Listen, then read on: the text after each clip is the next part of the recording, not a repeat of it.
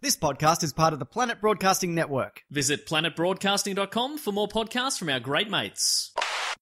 Hi everyone, Jess here, just jumping in at the start of the episode to give you a little bit of an update because we recorded this episode a couple of weeks in advance because Matt was going up to Brisbane. And so what should be playing here was a little promo for you about our upcoming Melbourne International Comedy Festival shows, which, as most of you know by now, has been cancelled, which is hugely unfortunate. It was a really hard call for the Comedy Festival to make, but completely the right one. We fully support it. But it's obviously really disappointing because we love to perform in Melbourne, and it's the Comedy Festival is one of the best times of the year. So it's really disappointing. And if you did buy tickets to the shows that we're going to be doing at Comedy Fest, don't worry, you'll be getting a refund really soon, so just keep your eyes out for that over the coming days. A few of you have also got in touch asking if there were ways that you could donate to the show, and look, we want to let you know that we're going to be absolutely fine. I believe the Comedy Festival is setting up donations you can make to artists who we're going to be performing shows in the Comedy Festival, so if you've got a spare change, I would definitely recommend doing that. I think there was also word coming soon that they'll be putting together a fundraiser for event staff and tech support that we're going to be working the festival who have lost a month's worth of income. So I would definitely say head over there, and if you can spare the money, that would be a great place to put it. Alternatively for us, it might be worth having a look at our Patreon. We've had a lot of people join up the last few days as a way to support, or some people have increased the tier that they're on, which seriously blows our minds. It's so incredibly kind of you, and we really appreciate it. And I think it just makes us feel a little bit better rather than taking a donation, because you get something out of it as well. We've got 60 plus bonus episodes up there on Patreon. There's newsletters. There's a Facebook group, which is one of the loveliest communities I've ever seen. It's really lovely. And yeah, plenty of other perks and stuff as well. And you can join for as little as $1 a month if you want to, or $5, whatever. So that might be something you can have a look at. Absolutely no pressure from us, of course. We know this is a really hard time for everyone across every industry. Every job is affected at the moment. So definitely put yourselves first. Make sure you're looking after yourself and the people around you. And if you're looking for some extra content to keep you entertained while you're in self-isolation, then maybe Patreon's a place to look for you as well. Or if you're fairly new to the podcast as well, we've got 200 plus episodes, so there's heaps for you to go back and have a listen to if you need something to get you through. Another thing too, just quickly, is that a lot of people have asked us if there was some kind of alternative way we could do our live show for you, because we don't get to do it for the Comedy Festival. The short answer is that we're looking into it. There's a lot of logistics involved. We're hoping to use stupid old studios for something, but that does mean bringing a bunch of people into a studio space to do it. So we need to look at the logistics of it, and also the safety of ourselves and the people around us. So stay tuned on that. We'll let you know as soon as we have information, but we're definitely looking into it because we love to bring you our live shows very much. So yeah, stay tuned for that, but maybe give it some time just for us to make sure that everybody is healthy and safe. And just finally, I just want to note that, again, we did record this 2 weeks ahead. So if our tone throughout this show is a little too cheerful, just remember that it was before we knew the world was ending. So think back to simpler times before all this really took off. We're going to be recording new episodes over the weekend. So from next week onwards, it'll be, more tone appropriate, I feel. You'll definitely be able to sense in our voices while we tell stupid stories that we know the world is ending.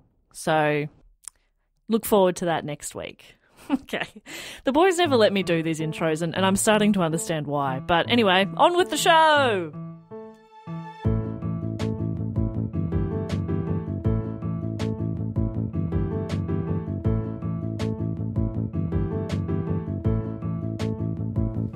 Hello and welcome to another episode of Do Go On. My name is Dave Warnocky, and as always, I'm here with Jess Perkins and Matt Stewart. Yes! Oh, it's time. The worm has turned, if that's what that saying means. The worm has turned, and I am the worm. Well, the worm was just looking at me begging with their eyes when you said first. I'm so glad you picked up on what I was telepathically yelling at you. I was just hearing, say it, you fuckhead. Accurate. Hello, Dave. Hello, Matt. Hello, Jess. Hello, Dave. Hello, both of you. Equal favourites of mine. Same to you. I equally favour you both. But it's great to be catching up with you. I am up in Brisbane. Am I, or am I back? No, I'm in Brisbane. Where am I? No, you're back. I'm back. I've just got back. Have I? This is the 18th. No, I'm still in Brisbane. Are you? I'm having a great time up you're here. still in the Brisbane. sunshine. Is it nice? You having a good time? Oh, it's so lovely up Do here. you miss us? Yes, every day. It's so good to be catching up with you Thank you. here via satellite link. I'd love it if we could do that. Then we could just do it from our home. Oh, so will we good. have would it be video? Like we'd be on the big screen? I'd prefer not, because if I was at home, I probably wouldn't have pants on. Oh, I thought you meant you didn't want to look at me. That's what I'd prefer you weren't there, actually. Just If you a don't small mind, if you don't screen. mind that I don't have pants on, then sure, screen's away. Well, Oh, could no. you just point the camera above the waist? No. Because whenever we're on tour, you guys get to walk around with nothing on. But Oh, I wouldn't tell you that you have to put clothes on. that's true. All right, well, Wait, we don't walk around with nothing on. Well, I do. Dave will have just his jocks on. Well, I mean, I'll have a t-shirt on. and kind you'll of come draw- out in a towel. Yeah. from the shower. I can see your nips. I love that. You're like, we don't walk around with nothing on. Well, except for when we're forking from the shower, then yes. Then I've got nothing on. All right, I'm going to hold you to that next time. Oh, don't hold him while he's wet. David, please. We're trying to do a serious podcast show Yes, here. come on. All right, well, what is this show, Matt? Well, this show is all about learning, laughing, living, and trying to not do much lamenting. It's all about different things from history. It can be anything. And we never know. Well, two of the three of us don't ever know. And this week, the two of the three of us is Dave and I. And the one of the three of us who does know is Jess. As soon as the She's- two of the three gets in, we always get confused. But he does it every time. We, so one of the three of us always does research on a topic. And this week, Jess has done that research. Dave and I don't know what the topic is. We're champing at the bit to find out what it is. I'm chomping at the bit. Is that I think it's interchangeable. I believe. okay? Yeah. And to get us on the topic, Jess is going to ask a question right now that goes like this. What TV show theme do we sing very, very frequently, and where was it set? It's either Frasier or Frasier or the Nanny. The Nanny. Frasier's in Seattle. The Nah, Nanny's in nah, New York. nah. Flushing Queens. What's another one we sing a lot? Friends is in New York. We don't sing Captain that. Planet? No. Is it Widget the World Watcher? That I don't know where that Theme is. from Hawaii 5-0. Is Is that the theme from- Yeah, love it. Sick. One of Have the you ever all-time heard? greats. There's a is it Radio Birdman and a legendary Aussie punk band do a great cover of that. So good. Matt, think of your favourite TV dad. Sandy Cohen, mate. Oh, the OC. We going to the in Newport, Yeah, not far, I believe. Orange County. Orange County. Orange County. Bloody hell, the OC. Because I needed to ask a vague question because I didn't want to give anything away. Oh, so we're not talking about the OC. But it's set in are we talking The about OC. Chino? Hey, Chino. Chino. Welcome to the OC, bitch. Isn't it funny that that was nowhere near my brain? My favourite that's TV crazy. dad. I've not seen that show in so long. But you have talked about him recently as your favourite TV dad. You I talk- just think it's funny. Isn't it not funny? It is Isn't it funny, but not funny? he's also a good TV dad. He is a great... Oh, Sandy Cohen. He taught me how to schmear a bagel. What are you talking about? Schmearing a bagel, Dave. He taught... One day was like one of the early father-son bonding moments that he had with Ryan, where he goes, let me show you how to... No, he's like, you're doing that bagel all wrong. This is how you schmear a bagel with cream cheese. You schmear it. Did he actually say that? I don't know. That's how I remember Do it. they have a script supervisor on that show? What do you mean? That's a beautiful father-son That's moment. a beautiful moment. Why are you fucking with it, man? You know, there's the big moments for a father and son. You know, teaching him to ride a bike, teaching him to shave, teaching him to schmear. It's all the same, Yeah, Dave. they're very similar. The It's a rite shaving of and the passage. schmearing. I'm just jealous that I was never taught to schmear. I was taught Schmear your face. I was taught to shave a bagel, but Yeah, well. And to schmear my face. it didn't work. That explains the beard. I can't shave it off. I smeared this on. It's made of salmon. Okay, well, to get us to set the scene, it'll. Oh, wow. This is fascinating. I don't think we've ever done a topic like this where you haven't told us anything. Love it. Well, yeah, I just can't. I'm sitting on the edge of my seat. I can't. I don't want to give anything away, so Love that. we'll just. But you're going to eventually, right? We get to the end of like 2 hours and that's it. Can't really say more about What were you that. talking about? What was it? Oh, it was inside you all along. Oh, Sandy Cohen. Yes. So this is an excerpt. Is she going to give us the talk? Yeah, I'm going to teach. No, Al's already done that, basically. Well, no. Anyway, it doesn't matter.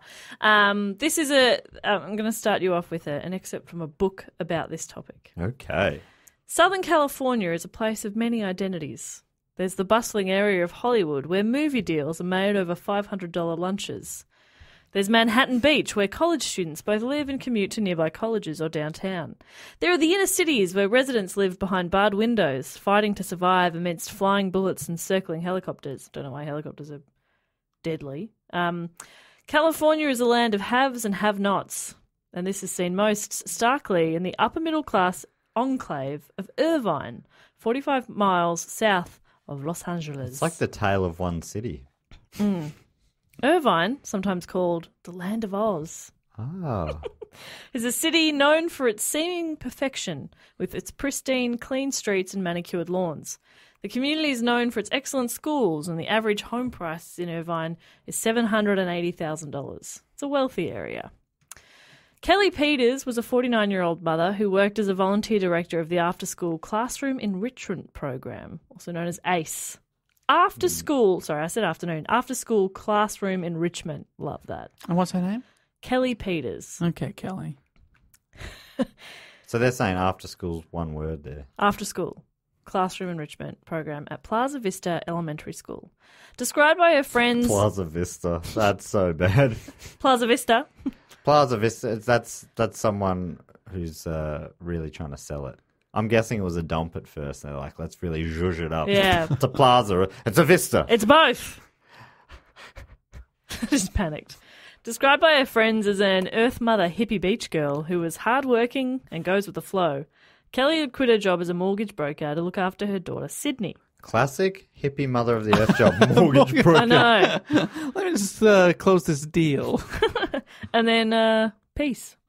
Kelli and her husband Bill had struggled to fall pregnant, so when they finally did, Kelli's priorities completely narrowed. And although she tried to go back to work when Sydney started preschool, Bill could see how miserable it was making Kelli, so they decided to live off one wage so that Kelli could spend as much time with Sydney as possible. Although they were living in Irvine, a very wealthy area, Kelli had grown up in a middle-class family from Reno, Nevada, and had moved... Oh, the biggest little city in the world. That's their tagline. Yeah, right. The biggest little city? Yeah. That's cute as shit. Her family had moved to the San Gabriel Valley in California when she was little. Kelli and Bill weren't one of the rich couples living in the expensive houses. They rented a small apartment, but they liked living in Irvine for the safety and the community and for the good schools for their daughter, Sydney. Nothing particularly interesting happening here just yet. Okay. What's this building towards, Matt? What's she building in there?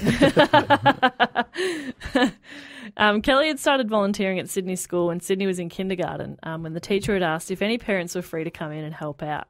All the kids absolutely loved her, and Kelli loved volunteering and helping out around the school. It wasn't long before she was asked to run for the secretary position in the PTA, which isn't really something we have here, the Parent-Teacher Association. Do we? No. I don't know. I don't think so. No. I mean, sometimes there's a school council. Yeah. Yeah, I guess maybe it's kind of similar. Maybe Parents and Friends rings a bell? Is that something? I don't know. Is that just when you just hung out with your parents and some friends? I don't know. That's just a phrase I remember. I don't know if that's...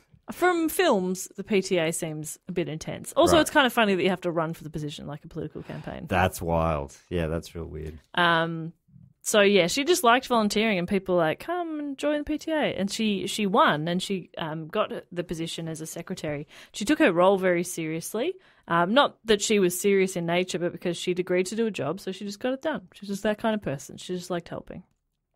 And, of course, the school community loved her. She was involved in everything and always said yes to helping with anything, even agreeing to coach her daughter's soccer team despite not knowing the rules of soccer.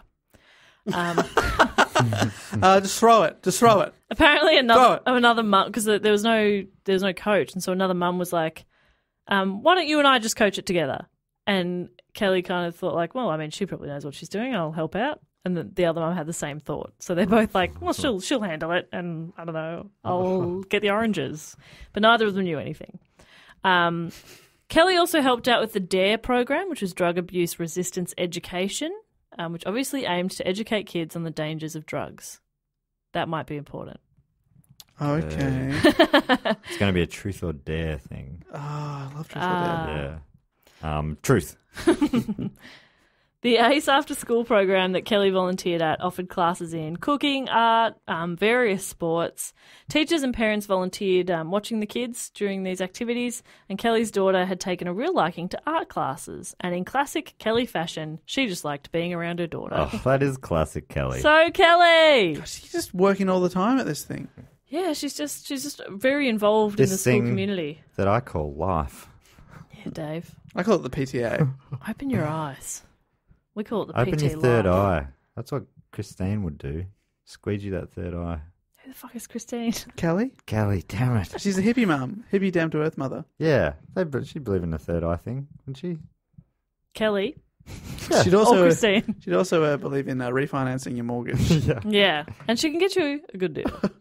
On February 16th, 2011, Kelly was, as usual, overseeing the ACE program, and on this day she was keeping an eye on the karate class whose teacher was running late. Why'd you laugh at ACE program?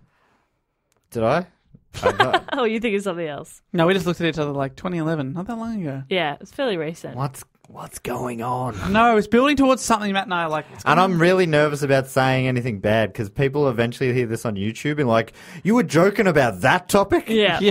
Yeah, no, we don't know what it is. I know. I think she's either going to do something bad, Disappear? some background, something will come out and she's not as squeaky clean, or She was always, she was deep undercover. She or was a something Russian bad will happen to spy. her, which is what I'm worried about.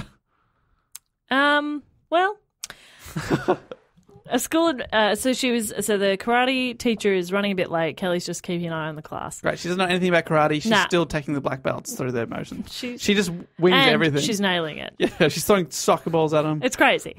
A school administrator came to find Kelly, saying a police officer was here to see her. Uh-oh. Kelly's husband Bill was always travelling for work. He was he worked in the wine industry. He was a wine salesman, so he's always travelling. And she had this sinking feeling that something had happened. So she was really worried. So she runs to the front desk of the school, where a police officer named Charles Shaver was waiting for her. Shaver, amazing. Great. Shaver was 40 years old, a sniper on the Irvine Police SWAT team, and a former NCIS investigator with the Marines. Oh, Holy shit. A very you didn't- experienced officer. really? Why is a sniper coming to meet with I you? know. Well, it might have been like former, because he was just kind of just doing his job that day. Just Hey, just a heads up, I'm here to take you out. But Run. I don't want to make it unfair. So Yeah. anyway, when you see a red dot on you, run, run. but also So- don't bother. This is a former NCIS guy. So he's Yeah. a real Anthony DiNozzo. He assured Kelly that it wasn't about her husband, and he asked her to come with him out into the school parking lot.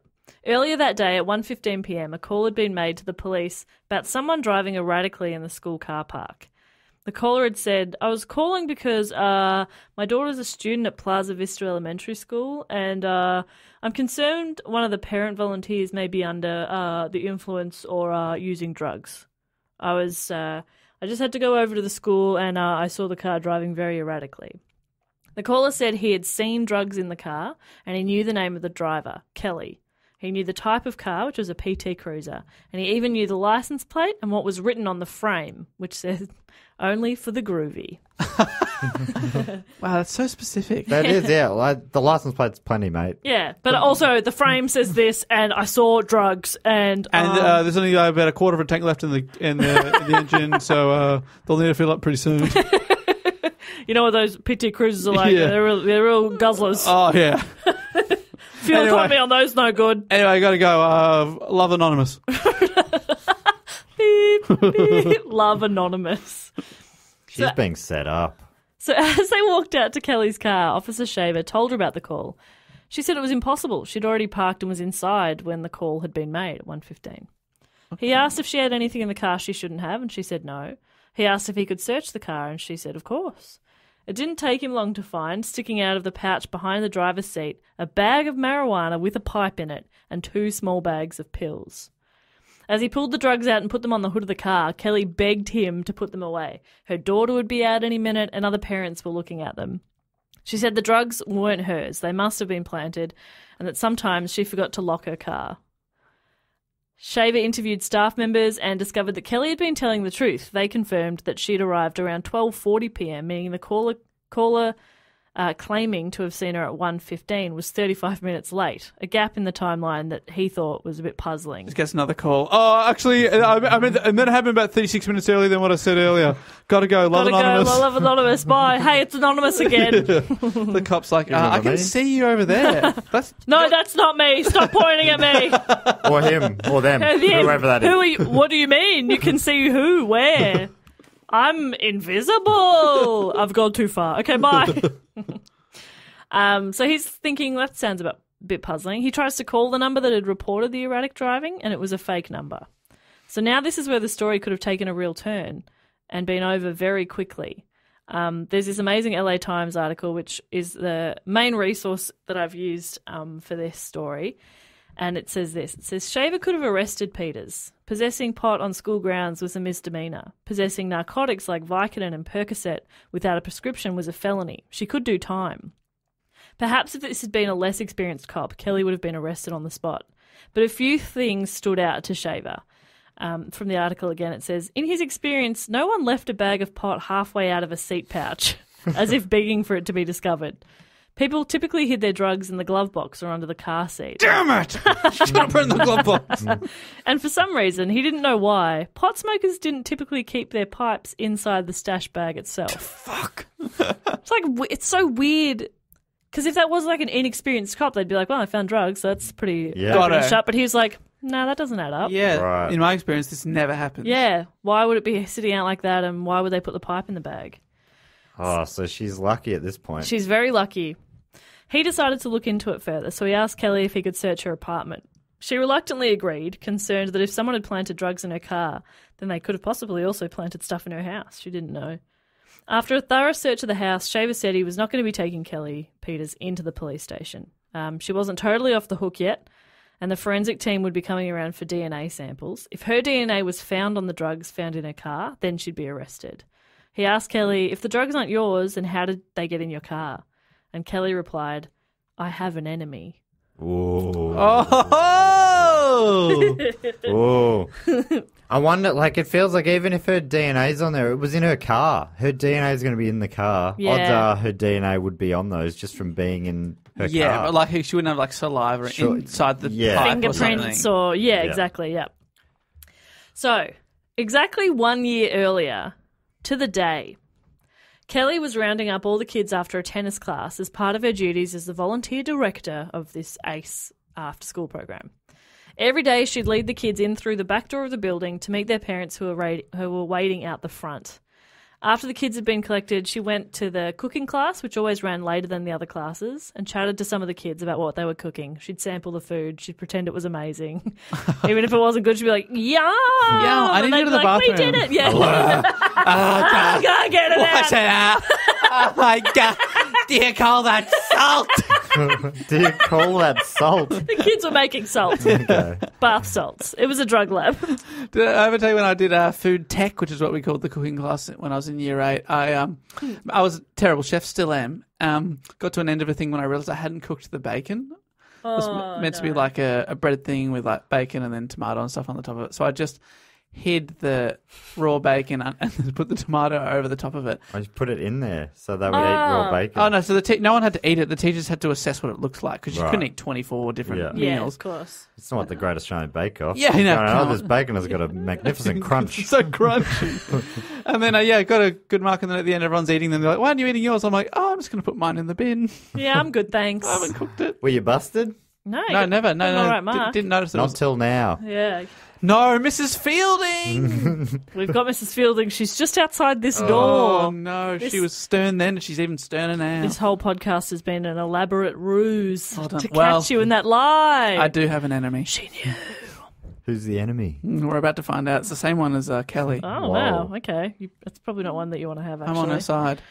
So, yeah, she would go collect the kids, take them to the front of the building. So while she's just hanging out in the cooking class, another volunteer came to find her, saying that a parent needed to talk to her, which wasn't out of the ordinary. So she's like, yep, cool. So she goes back out to the front doors to find a woman pacing anxiously. This woman was Jill Easter, whose 6-year-old son, who we will call Leighton, was standing next to her. Did you choose that name? I did not. Why are we calling him that? Is that his name? It's in the book that Kelly has written, co-written. They refer to him as Leighton. So, I was Did like, she that's choose just that gonna be name to different. punish the child? I don't think so. She hates him so much she called him Leighton. Child is not to be blamed. So yeah, she's standing there with her son, who's 6. She said her son had been left outside briefly, waiting at the locked back door for someone to let him in. The tennis coach had found him and walked him to the front desk. Jill said her son seemed upset and demanded to know what had happened. Kelly noticed Leighton didn't appear to be upset at all, but was understanding about Jill's concern for her son. So she said she didn't know exactly why, but she explained that sometimes the kids like to stay back and help pack up, and perhaps that's what had happened, and why the tennis coach had led Leighton into the building afterwards. Initially, Jill seemed satisfied with that answer and said, yep, that's fine, no problem. I'm not accusing you of anything. I just wanted to know what happened. And Kelly was like, okay, well. Well, no one thought you were accusing me of anything, because that would be weird. Yeah, that's a strange accusation. Something maybe an enemy might do.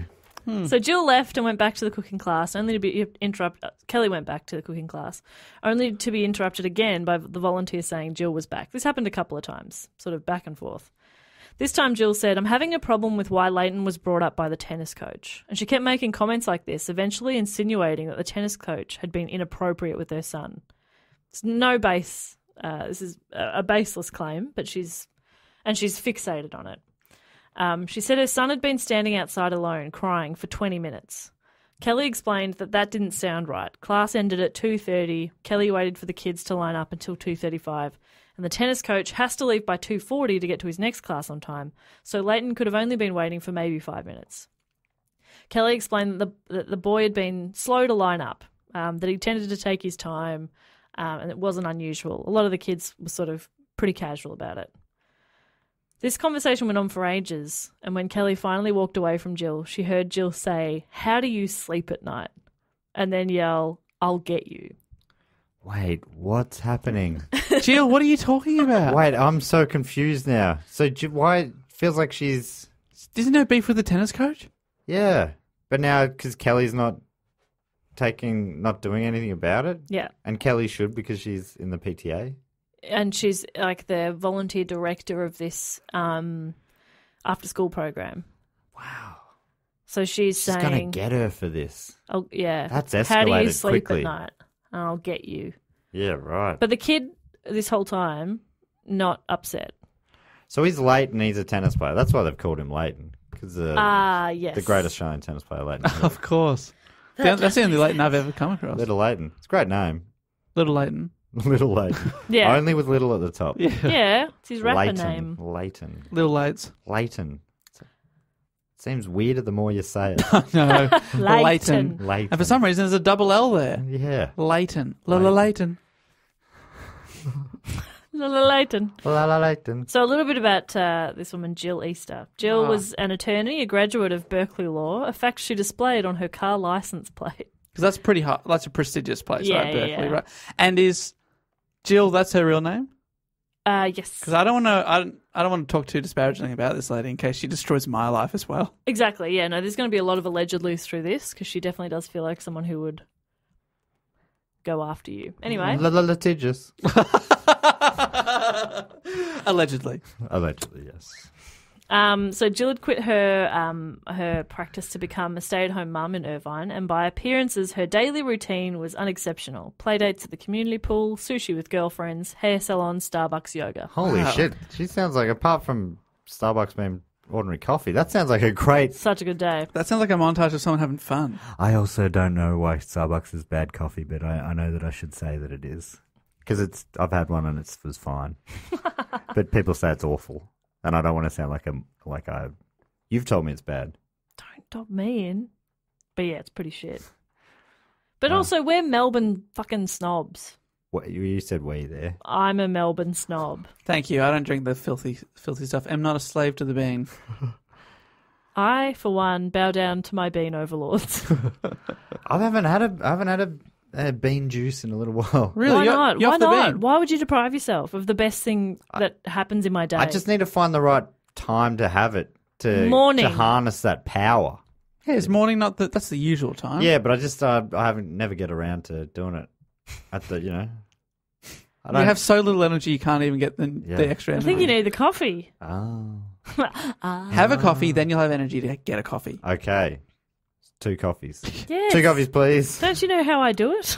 2 coffees. Her husband, his name was Kent, worked a 60-hour work week as a partner in one of Orange County's biggest law firms. Okay. This is Jill and Kent? Jill and Kent. Jill and Kent. Easter. Power couple. The day after the confrontation, as we'll call it, Jill Easter complained that her son had been crying hysterically after being locked out of the school building for 19 minutes. She wanted Kelli gone. So this is what Jill wrote to the school official. She said, "She told me that she blames my son because he's slow and often gets left behind because it's hard to wait for him. For the record, my son is very intelligent, mature and athletic and has successfully participated in many ACE classes. He's receiving good grades and has earned many awards this year. He's not mentally or physically slow by any standard." Oh, dear. But the way you told it before, Kelly wasn't saying that he was slow. He was just like mucking around, like being a kid. And she said it was other kids too. It's like, it's not just this kid slow. This is a common thing for a 6-year-old. Yep. Her own daughter does it sometimes, daughters. Or, they stay back and help pack up. And so the district ACE director, in her own reports of the incident, wrote that she'd interviewed the coach as well as the Easters and concluded that nothing happened to the boy, who had been left outside for closer to 5 to 8 minutes. But Jill wasn't having it. Still a weird amount of time for a kid to be left outside, maybe. Yeah, but, I mean, you'd think they'd have security cameras or something and could figure that out. Yeah. So the very next day, Jill's outside the school handing out flyers demanding Kelli Peters removed from the ACE program and the school community. Is this her full-time job, Kelly? Oh, she's a volunteer. Right. Yeah. Oh, no. Yeah, you're right. I should lose this volunteer position. Yeah. Oh. Shattered. Kelly loved it. She loves it, though. It's a shame. It's a shame because it's like, that she's going to make it hell. You can feel that's coming. Yeah. Oh, you can. And she does. Jill complained to the principal, to school officials, the police. Every time she didn't get the answer she wanted, she just went to someone else and demanded action. She stopped handing out the flyers and just started hanging around the school at pickup time talking to other parents. She's a creep. Yeah. She's the creepy one. No, it's Allegedly. If this story is true, that's what I'm saying. If these facts are true, then that is a creepy person. Right. talking to parents. No, someone who, if you're constantly handing out posters, like always outside the school, that's strange behaviour. Yeah, it is strange behaviour. But now she's also adding to her story saying that Kelli had purposefully locked her son out of the building and later dragged him outside, bloodying his knuckles. Oh, drag! What? How's that happen? Dragged him by the feet. Yeah, somehow. She demanded that the Irvine police look into it. They did. There had been no crime. She requested a restraining order, claiming that Kelli was harassing and stalking myself and my 6-year-old son and had threatened to kill her. The court threw it out. While many people, including all authorities, believed Kelli was innocent, she still had to deal with the negative attention she was receiving around the school. She'd walk through the hallways and get looks from other parents. She even noticed a drop in enrolments in the after-school program. It ruined the reputation of the school program, which was just teaching kids art and sport. Oh, this is a real downer. This went on for at least 6 months. Then Jill's husband, Kent, filed a civil suit against Kelli Peters, claiming his son had been victim of false imprisonment and intentional infliction of emotional distress. He'd suffered extreme and severe mental anguish, and the acts of the defendant, Peters, alleged above were willful, wanton, malicious and oppressive, and justify the award of exemplary and punitive damages. The Easters eventually dropped the suit, and as a result of their complaints, the school required a head count before children were released from the after-school program. So the school changed a few of their procedures. Well, that sounds good. Yeah, okay. If something That's good can fine. come from this, yeah. The Easters got a refund on their ACE tuition, so those after-school programs got a refund on it. Otherwise, the power couple kind of lost. The school stood by Kelli, and in early 2011 she was elected president of the PTA. It seemed like it was all behind them, and Kelli was able to get on with things normally. However, in her book, Kelli talks about meeting a woman at the park while she was out walking her dog, and the woman said she's a dog sitter and gave her card saying that she could come look after the dog at Kelli's apartment. And when she ran into the same woman a few days later, Kelli freaked out, called the police. It later transpired that the woman was a private detective hired by the Easters to get information, which is why she was so persistent about getting into Kelli's house. Oh. So why did Kelli freak out when she saw her? She'd seen her a couple of times. Like she met her the first time and was like, she was a bit full on, and then saw her a couple of days later, and she was like, "Hi, remember me?" Like she was just really trying. Right. She's not very good at being the private part of the private. Yeah, she wasn't. Is she wearing a different outfit? So- Hi, yeah, I'm just a donut salesman. Would you like to buy one of my fantastic donuts? I can door to door. donuts from your house. Yeah, fantastic. And Where do you live? Yeah, what's your address? And Where's it? husband's Just give me a name? spare key, and I'll just drop the donuts around right now. I could just put them right in your oven. And Or wherever you keep donuts. And if I was to hide drugs in your house, where would I do it? I haven't said too much. What? Sorry? Sorry, what? Sorry, what? Oh, I've got to go. Donuts are in my oven. Left it on. I just remembered the donuts are in my oven. So you've got most of this story you've got from the Kelly's book? I read Kelli's book and also an article. You can barely even call it an article. It's this enormous, amazing piece for the LA Times written by Christopher Goffard, and I'll link it. It's amazing. I wonder, is there a Jill version of events? Yeah, because it sounds like either Jill is absolutely overreacting over nothing, or maybe something did happen. I don't know. Why else would you behave like this? It's so confusing. Jill and Kent. It sounds like one of those daytime Yes. suspense sort of things where someone's slowly trying to take, and then they try and replace you or something. Yeah. You know, those they're normally low budget, and just a hard watch. Yep. Because they make you feel anxious the whole way through on purpose. I'm sorry if you're having a similar feeling with this. No, I mean, I'm absolutely wrapped in this story. Yes, but... this is very different because the production values are much higher. In this? Thank yeah. you so much. And the acting is way better. Thank you. I'm doing the voices. Yeah. Can we start calling Jill, and what's her husband's name? Kent. Can we start calling Jill and Kent Easter, Geester and Keister? Absolutely, Thank yes. Oh, man. I don't think I've ever loved you more. Great to see you, Keister. Please stop calling me Stop Keister. calling me that. No worries, Keister. So anyway,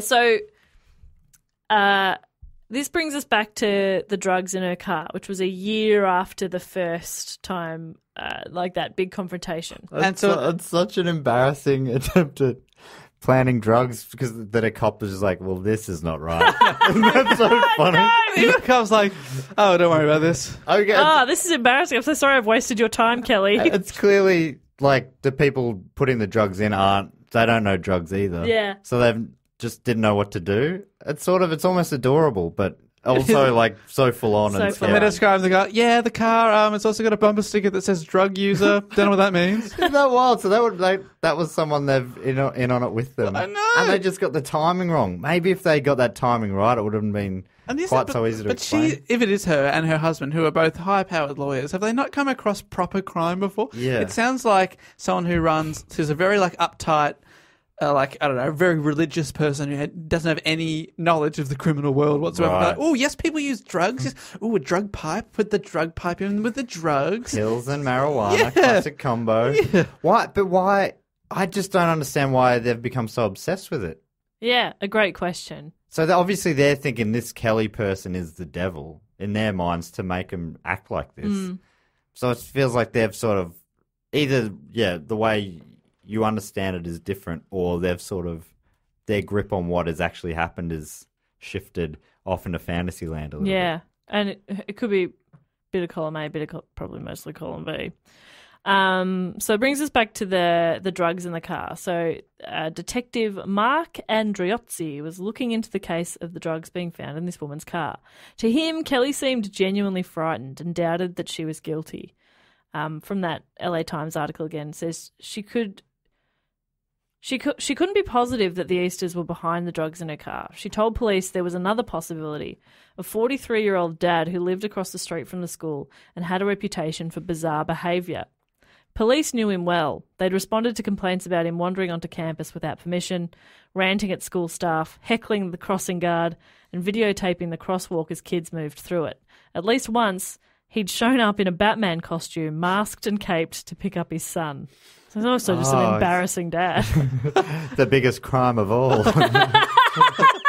Dad, why are you in a Batman costume? And depending on the age of the kids, maybe they'd be like, this is sick. Yeah. Oh, your dad's Batman. Yeah, it would be so sick and then so Very mortifying. quickly, one summer holidays goes by. So quick. I was your hero last year. Yeah. No, And now they're Dad. getting eggs thrown. He made parents nervous. Peters had felt sorry for him. Kelli felt sorry for him.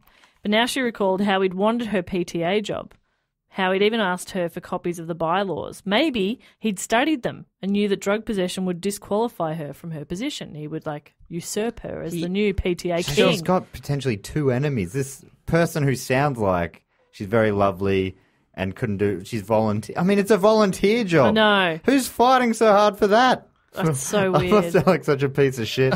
Why are you doing something for no money? As soon as someone made the job a little bit hard, you were like, okay, I'll go. Bye. Oh, great. I don't want to do this role. Fine. Fine.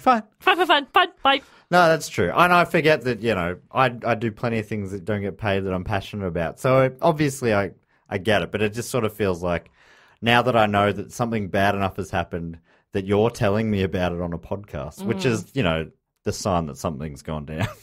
It was being talked about on a podcast. Yeah. That just makes me think, I don't think this job is worth it. No. But who in their right mind thinks they're going to get elected to the PTA after then people know they film kids on a crosswalk? How does he get away with that? I've no idea. So he lives across the road. There's no way you're being elected, mate. Yeah. No way. Who knows what his intentions were? Yeah. But regardless, It's not a good look. no, and also you should have just that tiny little bit. You should have just a little bit of self-awareness to go, oh, that seems a bit weird, doesn't I'm it? assuming it's him filming his kid crossing over. Probably. But they'd to all the other parents In and their amongst kids, that- they'd be like, this is weird, bro. Yeah, totally. Guys, I'm just filming a scene from my new Batman film. I'm Batman. I'm Batman. I want to be PTA In my king. mind, he's constantly dressed as Batman. Yeah. Imagine Batman on the toilet. That'd be a real nightmare. Is it pants or is it all one? So it's all one. How do you get out of it? Surely he's got a little flap. Do you ever see his legs? Yeah. Yeah, what do you mean? Well, I can't do we picture see his his legs? pants. Rubber. He's Picture got the rubbery chest flap. thing. Yeah. I reckon he's got a flap. Yeah, like Poop Long flap. John's. Poop Poop flap. flap. Poop shoot. Ooh. He'd probably have a high-tech gizmo that would just turn it into gold or something. Yeah, probably. That's how he's so rich. Yeah, it turns his shit into gold. Anyway, so yeah, the cops were well aware of this guy because there'd been sort of complaints about him in the past. The code for cops had an informal phrase for such people who did not quite meet the requirements of a 5150, the code for an involuntary psychiatric hold. They are 51 to 49 and a half. Vexing, but hard to do anything about. So it's like he's not quite... He's an oddball, but you can't lock him up. Exactly. If he was rich, you'd call him Eccentric. eccentric. I'm blanking on that. You call him Bruce Wayne. Yeah, that's right. At the police department, though, some cops thought, well, it's got to be him. It's probably this guy. Right. He's up to something. Androzzi played the call that had been made to the police. When the dispatcher asked for his name, the caller had said Vijay Chandraskis and spelled it out. It's spelt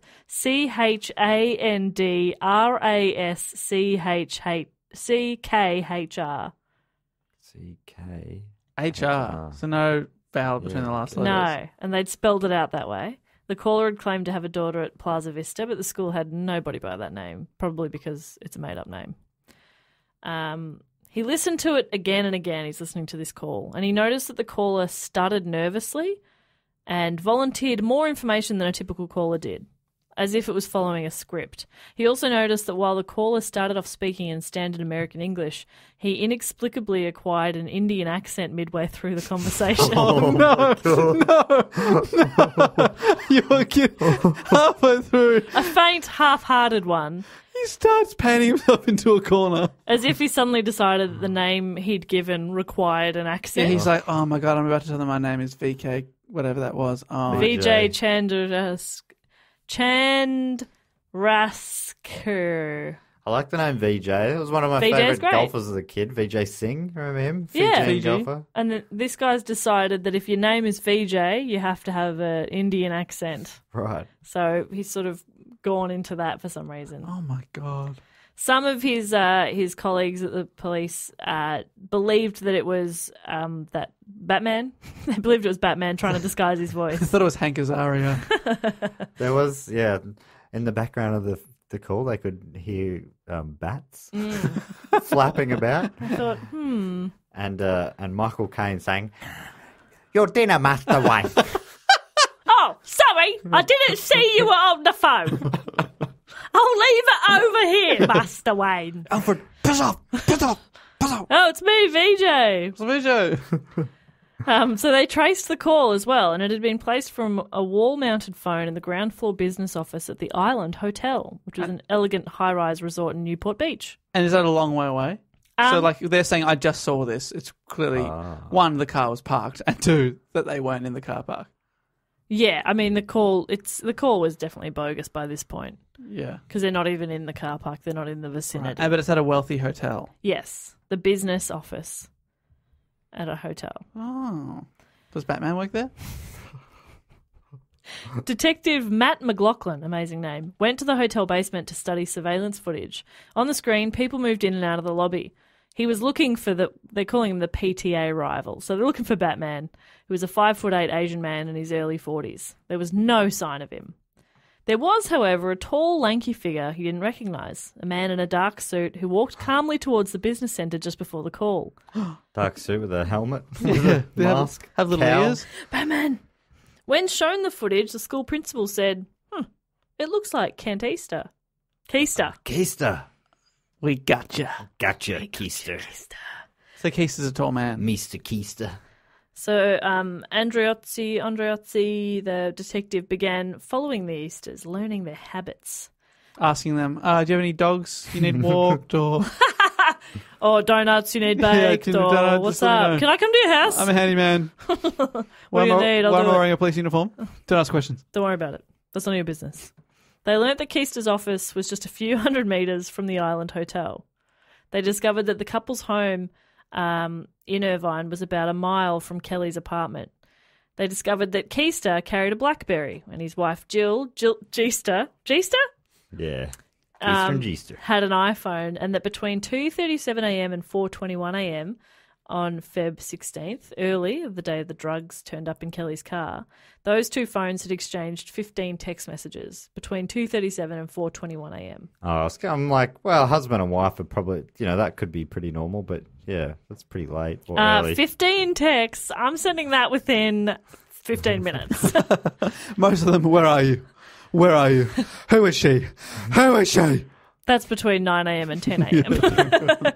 And he goes, I'm at work. I said, oh, yes. Yeah, sorry. Have a great day. Yes. See you later. Thank you. Bye, See bye, you bye, later. bye, Bye, bye, bye, bye. 1 o'clock. I'm like, where are you? Who is she? No, Jess, I'm still at work. I see. Okay, Yes. bye, bye, bye, bye, What bye, time do you finish just so I can stop doing this? 5. Right. Okay. Right, okay. Oh, you work all day. Is that, and you do that how many days a week? 5.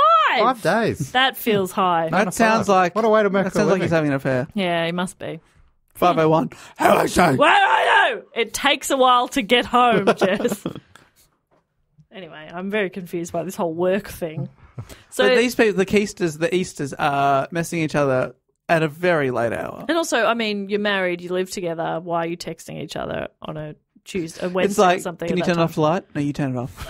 No, you turn it off. Yeah, things I'm are not getting up. Things are not good at home.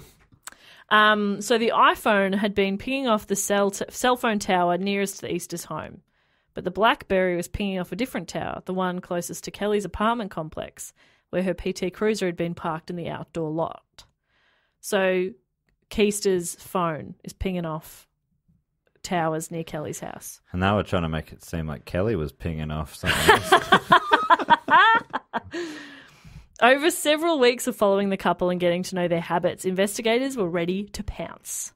Androzzi and his team had debated how to get Keister to talk. They had to get him alone, away from his colleagues, and they would be foolish to underestimate his intelligence. But they thought that a man accustomed to winning with his brain might be undone by his faith in its powers. How good is that that's line? great. He's so confident that he will outsmart anyone. But also, we at this point think he's the guy who changed his accent midway through the call. This guy is used to winning with his brain. But also, he did a bad accent. Allegedly. He panicked. So they'd come on gently and they were playing dumb, these police officers that were chatting to him. They decided he didn't know what they knew, so they were just going to play it dumb. They follow him to work, and as he gets out of the car, they approach and ask a few casual questions. They ask, is he aware of anything that's happened recently at Plaza Vista Elementary? He said his family had some issues last year, but it was all in the past. They'd all moved on. Bygones be bygones. It was fine.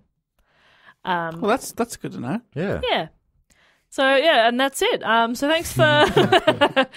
Detective Wayne Brannan told Keister he'd been following him and he'd seen him coming out of the dry cleaners. I don't know why that was necessary, but he says, this is such a good line. So there's recordings of all this as well, and in the LA Times article there's like snippets of a lot of the recordings. And Wayne Brannan says, you got to ask yourself as an educated man, why in the heck would I be following you around? Because that's all I do. I work in criminal investigations. All I do is follow people around. I learn their little habits. So you got to start asking yourself, why are we standing in front of you talking to you? Whoa, that would I'd be like, I'll admit to whatever you want. Yeah. Didn't you say they were going to come on softly? They're Well, coming on they real started hard now. soft, and now they're like, we got you, little boy. So they told him to think back about 2.5 weeks ago. Was there any reason he would have been out in the small hours of the morning? And he goes, oh, well, now and then I go out for diapers if we run out of diapers. But most likely, I would have been in bed.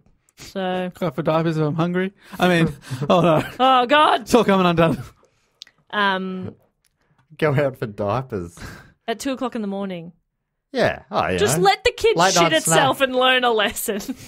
That's how kids learn. What a brutal time of night to find out as well. Yeah, it sucks. Well, you go to the local diapery. There's probably a 24-hour diapery around the corner. Come on. Yeah, right near Kelly's house. I mean, oh, what? I mean, who's that? Who's Kelly? So Keister was looking pretty nervous now, and when he was nervous, he did what the caller had done. He began to stutter. Ah. Oh, he started doing an Indian accent. Soft Indian accent. A half-hearted one. Oh, which sounds something like this. No. These detectives sound like total badass cowboys, by the way. They are like... That line is, you got to ask yourself, why am I standing I in front know, of you? and they keep saying stuff like that. I've got another one here too. So they're really sus on this guy, and they know that they have him trapped. And they say, Big Brother's always watching. We're absolutely not the smartest guys in the shed, okay? But we can follow the dots from one to the next to the next. They knew, they said, that Keister's phone had been pinging in the middle of the night near Kelly's apartment. And if there was DNA on the drugs in Kelly's car, they'd find it. And this guy, Wayne Brannan, says again, I'd hope and pray for your sake that there's a big light going off, big bells going off. Knowing what I just told you, is there anything that you'd like to add to your statement to me, whether retracting or adding anything to your statement? And Keister says, I'd like to get a lawyer. And Brennan goes, that's the big boy answer. He's so patronising and I love it. Anyway. That's the big boy answer. He is a lawyer. I am a lawyer. Yeah, I want to get another lawyer. So they searched his car and they found some diet pills. I think you said diapers. Damn it. Damn, he's right. Bought at 2 a.m. There's a Receipts receipt. there. So they found some diet pills and they were in a miniature plastic baggie. The label said easy dose pill pouch. Exactly the same as the one found Oh. in Kelly's car. You're shitting How me. is he so sloppy? Yeah. Allegedly. Sloppy, allegedly. At the same time as these detectives were searching Keister's car, other officers had arrived at the family home where Keister was to search the house as well. Neither of the Easters were arrested that day. The evidence seized included the couple's smartphones, and detectives believed their contents might clinch the case. But the phones were soon locked up inside the chambers of an Orange County judge, where they would languish as legal argument raged. I'll explain more about that. So Keister's firm wanted his BlackBerry back because it held sensitive client information, and the Easter's criminal defence attorney wanted evidence on both phones kept from police, citing attorney-client and spousal privileges. It was complicated enough to bring a case against two attorneys, even more so when they're married to each other. So they've got their phones, which probably have so much evidence in it, but they have to fight to be able to access it. Then another detail emerged, literally walking down the street. Detectives were sitting in an unmarked car waiting to approach the Easter house when a man came strolling up the block and spotted them. He took off, holding a phone to his ear. Jill Easter emerged from her house in a negligee, then noticed the cops herself and hurried back inside. Police stopped the man as he pulled away in his pickup truck. His name was Glenn Gomez. He drove a fire engine for the Los Angeles Fire Department station house, 50 miles north. He was in town to see Jill, who he'd been having an affair with for 2.5 years. Holy shit. What? Jill! Jeester. The G-ster. Now, Glenn's phone records proved that he wasn't in the area or involved in the drug plant, so the police enlisted him to help and got him to wear a wire. What? But he's done nothing wrong. Why is G-ster and Keister, who are... Well, I mean, at least G-ster, she's up to stuff. Why is she bringing this attention to herself by doing the planting of the drugs? It seems so silly. Or even making a big deal about any of it. And why is the guy with the wire, why has he agreed to wear a wire? That's a great he's question. done nothing wrong. Well, I guess he's a fiery, right? Maybe some sort of a... Well, I mean, he didn't... And maybe he feels like he's been busted doing something. I don't know, maybe he's feeling guilty and he's... Some people just like to help the cops. Some people just like to wear wires. I'm wearing one right now. Oh, this is a microphone. So Glenn goes and meets Jill in a park near her house, and he asks her pretty loose questions about why police were looking into her. And he said, it's probably not a smart thing for us to be, talking right now because of what's going on and stuff. And Jill accused him of abandoning her. She says, I thought that if I ever had some trouble in my life or sadness that I would have someone to stand beside me, and I don't. It's a hard lesson to learn. I mean, you're married. Yeah. What do you mean you thought you'd have... Yeah, your husband. Keister. A guy who's willing to, allegedly, at this stage, what it looks like, plant drugs to take out your enemy. Yeah. Why is he trying to cool it with her if he's wearing a wire to get more info? Well, the way that... he's playing it was smart. No. Well, I guess so, but he was also earlier parts of the conversation. He was kind of like 99.99%. I think I know who you are, but this is sort of making me doubt that. Right. So I think there's actually a genuine part in him that's like, what is going on here? Right. Is this revealing something to me about you? This person I've been having an affair with for 2.5 years, and I thought I loved, but am I wrong? Is there something that you're hiding? So it feels perhaps relatively genuine from him. Right.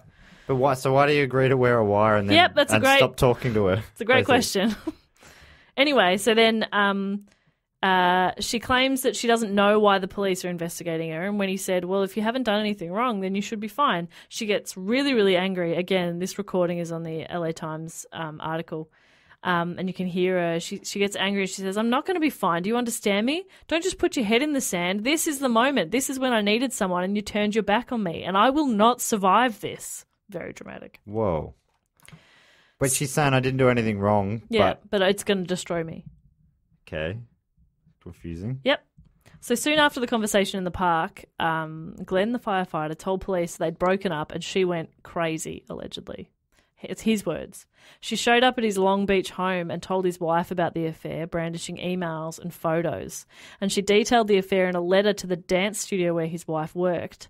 And it was, in his words, cleverly written in third person, as if it was a close friend of Jill's who was writing it. She is wacko. I didn't know what word I had a feeling of the vibe that you were going to say, but I didn't know what word, and that was fun. So, why she written it about in the third person? Can you explain that to me?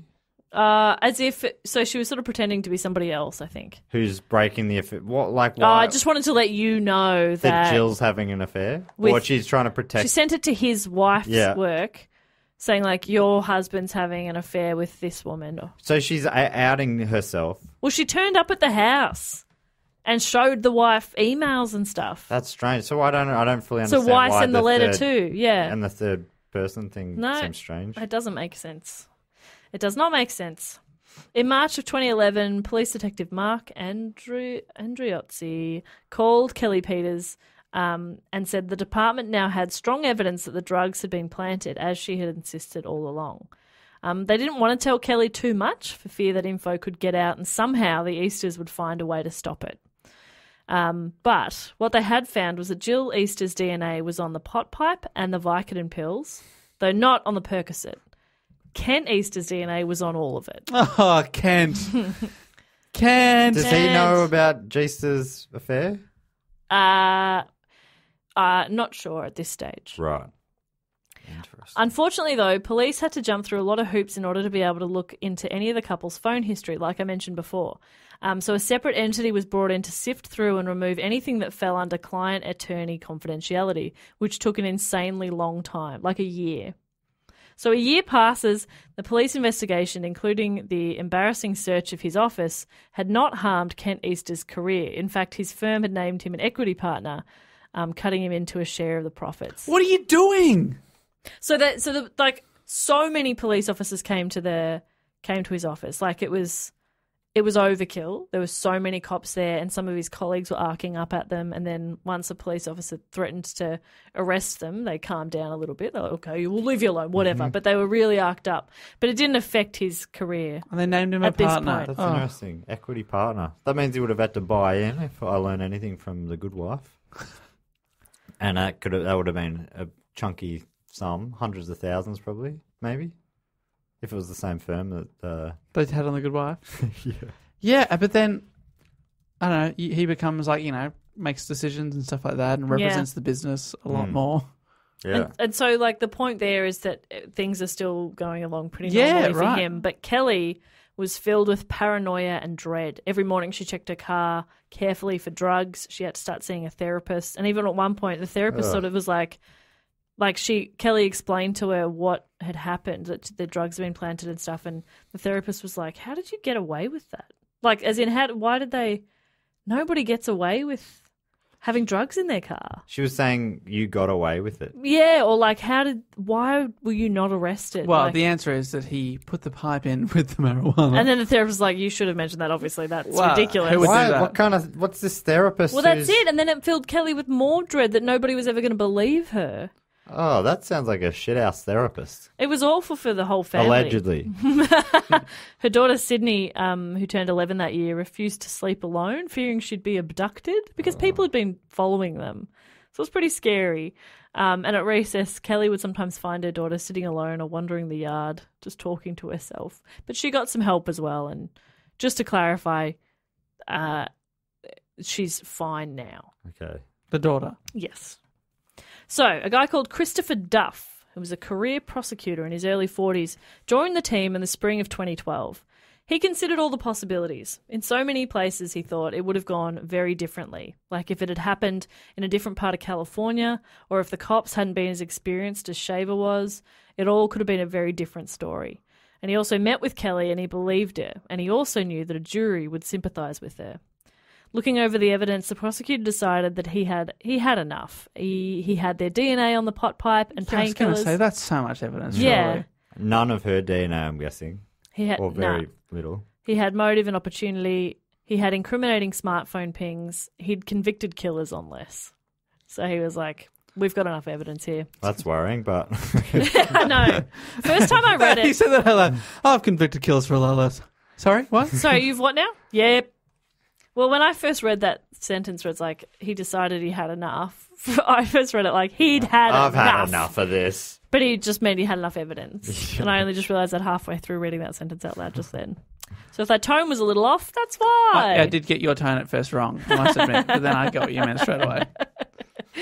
He'd had enough. So the Easters were at most expecting a warning, maybe a slap on the wrist if they got caught. That's a lot of drugs, isn't it?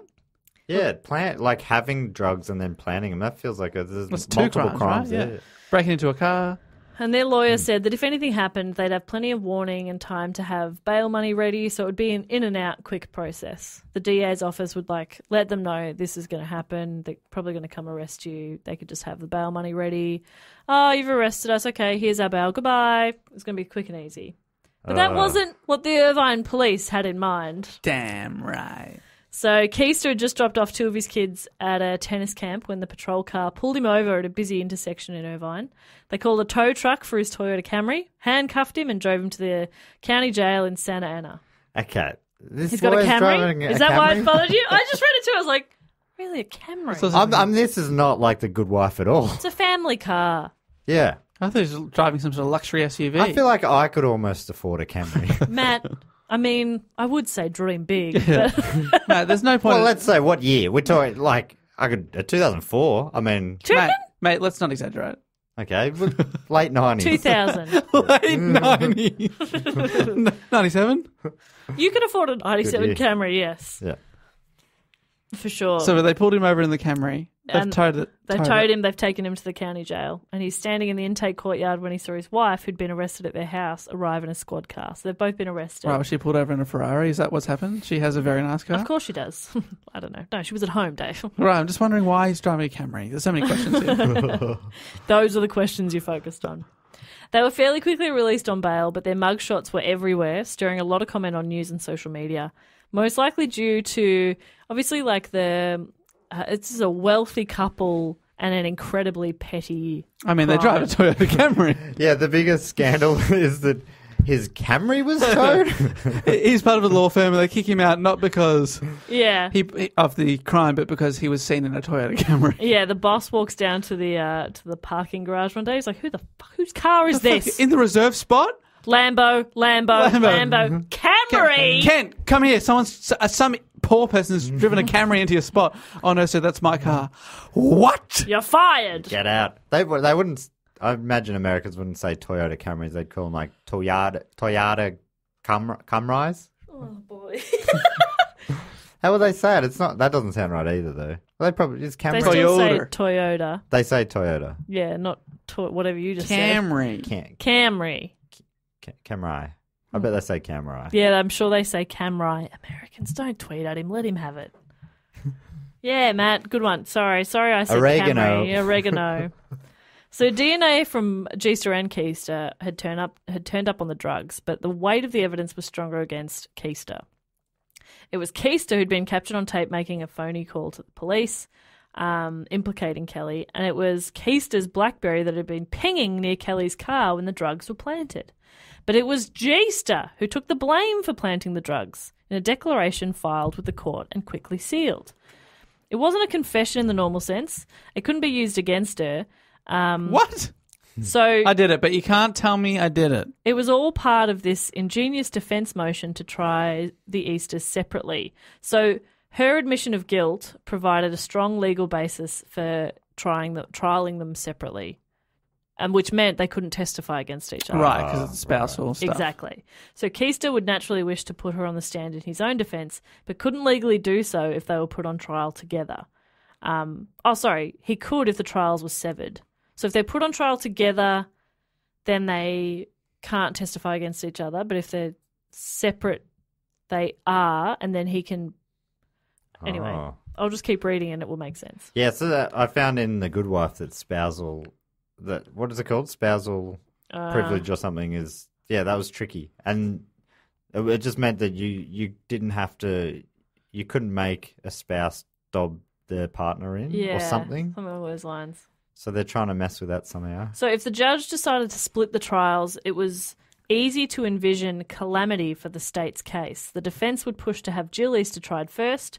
Jurors wouldn't hear her confession, which she'd already made, and the relatively thin evidence against her, coupled with the skill of her attorney, Paul Meyer, would give her a plausible chance at acquittal. Then she would take the stand at her husband's trial, immune from the threat of jail herself.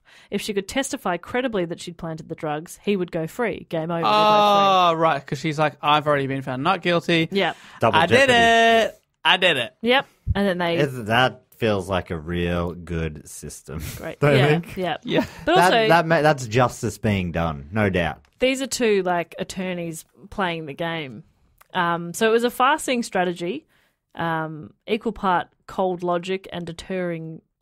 And anyway, it doesn't matter. I'll start this again. So it was a strategy on their part, but first the judge had to find Jill Easter's confession believable, and he seemed to have doubts. Motion denied. The Easters would have to stand trial together. Ah, that's good. So that's good news for Kelly. Yes. And the state. So Jill Easter would agree to plead guilty to a felony count of false imprisonment by fraud or deceit. False imprisonment? Yeah, where does that come in? Because she's framing her? Oh, she's counter. Jill would agree to plead guilty to a felony count of false imprisonment by fraud or deceit. Because you frame someone trying to get Yeah. them imprisoned? This would spare her the humiliation of sitting through a trial and would also allow her to testify for her husband, who she depended on financially, so she needed him to not go to jail. The sentence to begin after Kent's trial. So she basically she pleaded guilty and she was sentenced to 120 days jail in county jail. She served less than half plus 100 hours at a soup kitchen, just community service. 2 months jail. She was also disbarred and her law degree was now useless. But she You were wasn't saying using it anyway. she was non-practicing. Yeah, she'd left to be a stay-at-home mum. That's a bigger probably the biggest punishment, but maybe not effectively for her. And it's kind of weird too that her sentence she only did her time after her husband's trial. Right. Maybe it's so that somebody's looking after the kids. Oh yeah. Yeah. Jeez, they've got kids. 3 of them. Ugh. So now November of 2013, and Kent's trial began.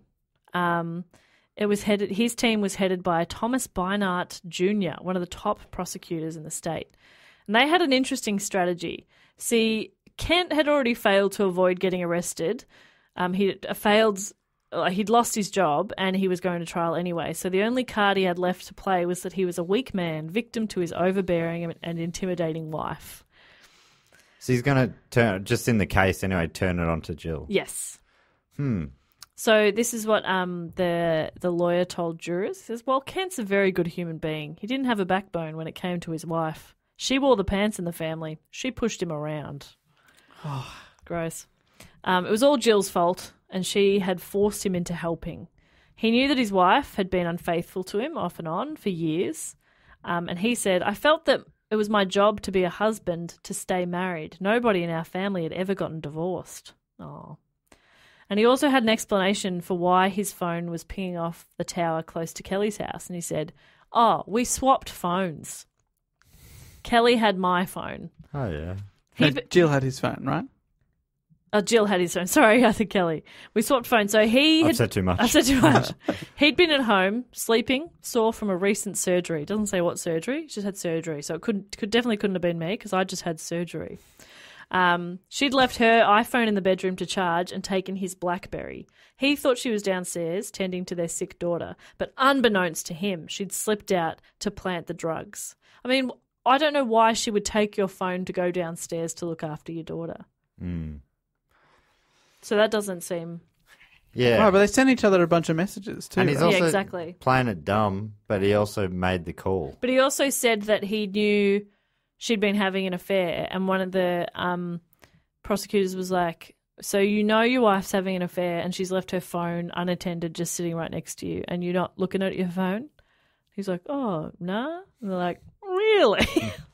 You're not snooping? And I was like, I don't know if that... Okay, yeah, all right. So he's at work later that day and she called him to say she'd seen Kelly popping pills and driving like a mad woman.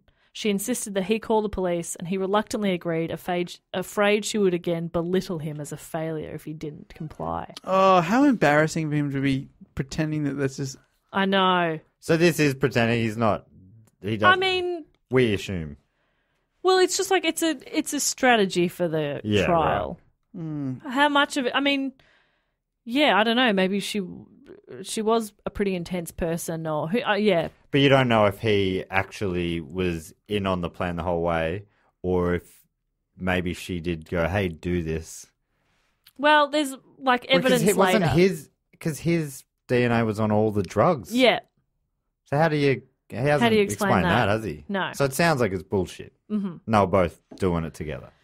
So the charge was 1 count of false imprisonment by fraud or deceit, the same that Jill was charged with. The jury couldn't reach a verdict. 11 wanted to convict. 1 woman felt sorry for him. So they started again almost a year later in a second trial. Wow. In the first trial, the defence hadn't called Jill Easter to testify, a move that Duff assumed meant they thought they didn't need her and the case was open and shut. They're like, well, we don't even need to bring her in. We've got this in the bag. So he was like, oh, they're cocky. She'd just finished her 2-month jail term. This time, the defence called her into the courtroom, but there was a complication. She pointed to her ears, claiming hearing loss. She wanted more than a sign language interpreter. She wanted a screen on which to read lawyers' questions in real time. Okay, seems like a She's lost her hearing. strange request. If you had like some sort of temporary hearing loss, do you think in a 2-month period you'd be fluent in sign language? She asked for sign language Yep. and So but the also sign to language- read it on a screen. Yep. So the prosecutors believed that this is a ruse to throw off the cross-examination and it would be harder to trap her. She'd get extra time to process questions and come up with That is format answers. if it's bullshit, that's a wild. I know. The judge Ruse. said she'd just have to make do with an interpreter like everybody else. And the defence all huddled together, reconsidering the wisdom of putting her on the stand and sent her home. So they didn't even use her in the end anyway. But, like, why the how would a... How do you claim I've got hearing loss from what? And then go, I need a sign language interpreter because in the short period of time that I've had temporary hearing loss, I'm fluent in sign language now, so an interpreter would be very helpful to me. And also, I need a screen too. I need special consideration. Yeah, that's a real curveball in the middle here. Really weird. And then they it backfired because then they're like, oh, we won't even use her then. yeah, that just makes it seem very strange. Yeah. So the most, this is it from the article, it says, the most dramatic moment of the second trial came during Duff's final remarks to jurors. He noted that the location of cell phones is knowable in 3 ways: when they ping against the nearest tower during calls, when texts are exchanged, and when automatic data checks monitor the device's health. Until now, the data check records, though they'd been put into evidence, had barely been mentioned. Irvine detectives had missed their significance during their initial investigation, as had Duff during the first trial. Preparing for this trial, though, he'd pored over them carefully and discovered what he thought might destroy Keister's alibi for good. It had long been established from the text pings that Jill Easter's iPhone had been at the Easter's home on the night in question. For at least part of that night, however, the data checks indicated that her phone had also been near Kelly's apartment. It had been pinging off the local tower intermittently from midnight to 8 a.m. So the Easters had executed the plot together while a babysitter watched their kids, the prosecutor argued. Oh, they were both out that night. One had planted the drugs while the other acted as the lookout. Even if they had swapped the phones, the records put both phones at the scene, so both people are at the scene. And he'd already testified that they'd swapped phones. Yeah. And then so Duff just goes, guess where her cell phone is? Huh, by the victim's house. Oops. And this Said seemed... it in court. Yeah. And the defence were like really caught off guard.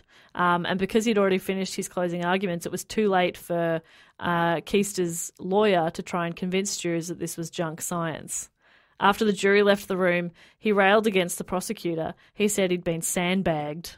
Duff replied that their team had also had access to all of this for several years, so it's not really my fault you haven't considered that evidence properly. Yeah, it does seem strange that he's able to bring up basically new evidence without a right of reply. That does seem a bit weird. Well, so Duff is still saying either the defence hadn't looked at the records at all or were hoping that I didn't look. Right. And Judge Thomas Gotholz saw no reason that Duff couldn't have saved a good argument for the end. And he said, it seems to me Mr. Duff made a strategic decision. And Seems to me that you're fucked. the jury only needed 2 hours to decide, guilty as charged. Oh, they didn't even need a free hotel. Oh, yeah. No, you don't want it. No, yeah, fair enough. Fuck it, go home. Nearly done. So the judge ordered Kent Easter taken into custody, but he hadn't expected this, and he'd made no arrangements for his 3 children. So the judge gave him a day to arrange his affairs. What? I mean, wouldn't you just think on the off chance you're going to get convicted, work out? No, but he was that smug. He was like, no, I'll be fine. Sorry, Kent.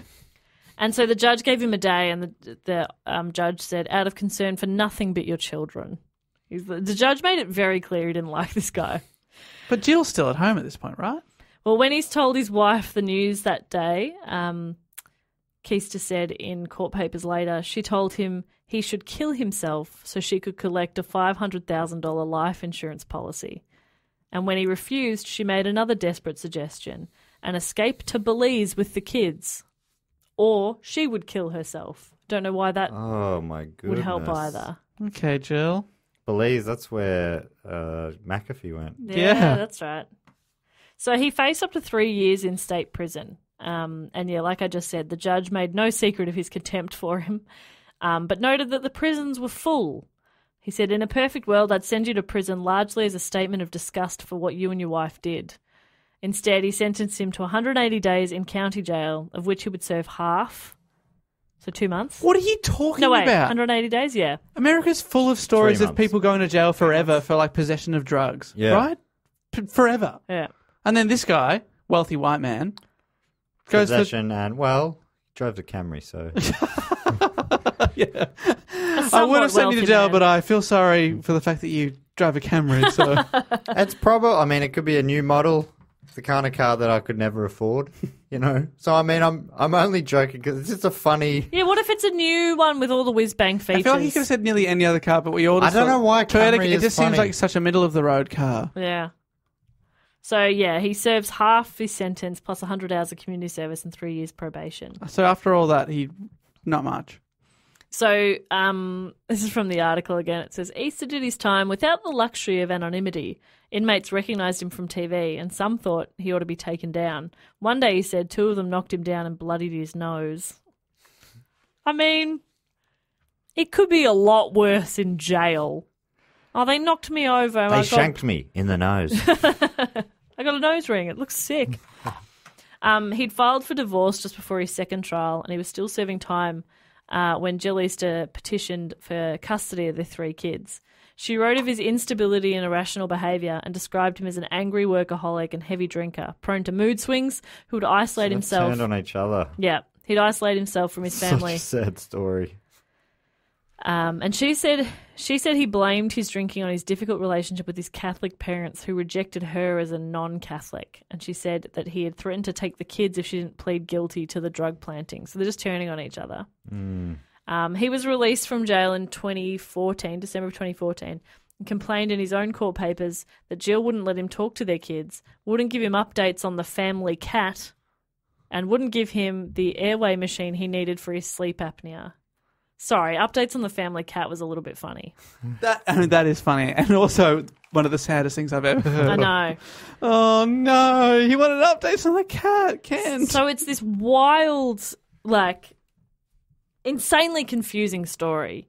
But basically, just to sum it up a little bit, Kelli, there was like this settlement and Kelli was awarded $5.7 million or something like that for her damages. From the family? Yeah, I believe so. Gosh. And wrote a book about it. she's written a book about it. It's called I'll Get You, Drugs, Lies and the Terrorising of a PTA Mum. It's written by Kelli Peters and Sam Rule. Was it is quite average. Was it is it a success, the book? It's got like very good reviews on Amazon, which is very confusing.